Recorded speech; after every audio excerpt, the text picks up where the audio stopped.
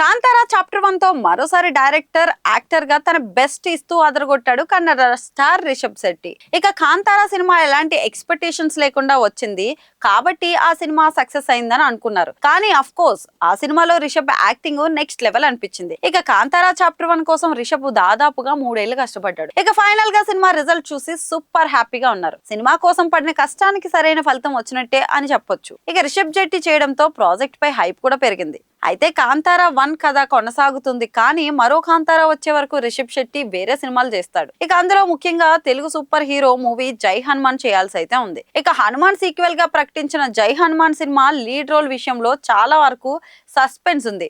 ఇక ఫైనల్ గా రిషబ్ శెట్టి ఆ రోల్ కి సైన్ చేయడంతో ప్రాజెక్ట్ పై హైప్ పెరిగింది. డైరెక్టర్ కమ్ యాక్టర్ గా రిషబ్ కాంతారా 1 తో సూపర్ హిట్ అయితే సెన్సేషన్ క్రియేట్ చేసుకున్నాడు. ఇక నెక్స్ట్ ఆయన జై హనుమాన్ షూటింగ్ లో పాల్గొనాల్సింది. తేజ సజ్జాతో లిమిటెడ్ బడ్జెట్ తో హనుమాన్ తీశాడు ప్రశాంత్ వర్మ. అయితే ఆ సినిమా సృష్టించిన అద్భుతాలకు జై హనుమాన్ రేంజ్ అయితే పెరిగింది. ఇక సినిమాను భారీ రేంజ్ లో ప్లాన్ చేస్తున్నారు. అయితే రిషబ్ లాంటి యాక్టర్ తో ప్రశాంత్ వర్మ చేస్తున్న జై హనుమాన్ మరో కాంతారా అవ్వాలి. అయితే కాంతారా కథ వేరు, జై హనుమాన్ కథ వేరు. కానీ రెండు డివోషనల్ సబ్జెక్ట్స్ కాబట్టి కలిసి వచ్చే అంశమే.